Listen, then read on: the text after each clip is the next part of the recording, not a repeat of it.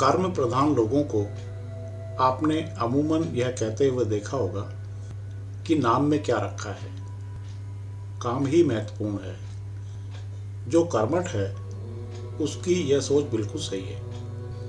वे काम इसलिए करते हैं कि इससे उनको आत्मसंतोष मिलता है, सुकून मिलता है। उन्हें इस बात की कोई फिक्र नहीं होती कि उनका नाम हो रहा है या नहीं, लोग वाहवाही कर रहे हैं या नहीं। उन्हें तो अपने कर्तव्य पालन से ही मतलब होता है। आपने यह भी देखा होगा कि कई लोग प्रसिद्धि की चाह के बिना भी परोपकार करते हैं। ये नहीं देखते कि कोई देख रहा है या नहीं।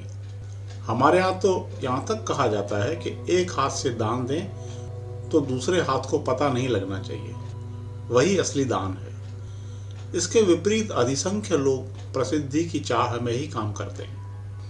तभी तो कहा जाता है कि संन्यस्त होकर वन को प्रस्थान कर जाने वाले भी लोकेशना से मुक्त नहीं हो पाते।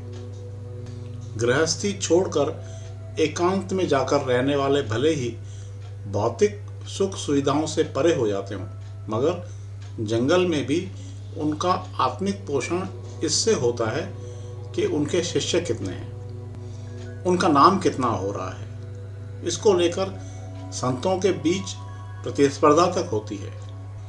वस्तुतः प्रथम महिमा काम की ही है। तभी तो कहते हैं कि काम बोलता है। बोलता है अर्थात नाम की स्थापना करता है, यानी कि काम का बाय प्रोडक्ट है नाम। मगर इसका ये अर्थ भी नहीं कि नाम का कोई महत्व नहीं, भले ही दूसरे नंबर पे हो, मगर नाम की भी भारी महिमा है। विद्वान कहते हैं कि कलयुग में भगवान अवतार के रूप में तो है नहीं, ऐसे में उनके नाम की ही महिमा है। राम से बड़ा राम का नाम।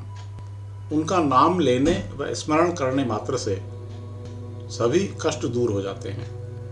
भगवान राम के नाम का कितना चमत्कार है, इसका उल्लेख यह बताते हुए कहा जाता है कि लंका विजय के लिए जाते समय समुद्र को लांघने के लिए जो पुल बनाया गया, उसमें इस्तेमाल किए गए पत्थरों पर राम लिखा गया और वे पानी में तैरने लगे। नाम की महिमा का दूसरा उदाहरण देखिए। जब गुरु द्रोणाचार्य ने एकलव्य को शिष्य बनाने से इनकार कर दिया, तो उसने एकांत में उनके नाम से एक प्रतिमा बनाई और उसी के सामने धनुर्विद्या सीखी। एक निष्ठ भाव के कारण वह अर्जुन से भी अधिक योग्य धनुर्धर बना। नाम स्मरण का एक चमत्कार यह भी माना जाता है कि कोई शिष्य जब एकाग्रता के साथ दिवंगत गुरु का नाम स्मरण करता है तो वे सशरीर तो आ नहीं सकते, मगर गंध के माध्यम से अपनी उपस्थिति दर्ज करवाते हैं। ऐसे अनेक उदाहरण हैं। कल्याण नामक पत्रिका में मैंने एक दृष्टांत पढ़ा था, वह इस प्रकार है। एक बार हनुमान जी का एक भक्त जो कि शिक्षक था, प्रातःकाल हनुमान जी की आराधना में इतना तल्लीन हो गया कि उसे स्कूल पहुंचने में देर हो गई। वह भागता भागता स्कूल पहुंचा और प्रधानाध्यापक से क्षमा याचना की कि वह विलंब से आया है। इस पर प्रधानाध्यापक ने कहा कि क्यों मजाक करते हो, आप तो समय पर आ गए थे। हनुमान जी का भक्त चकित रह गया।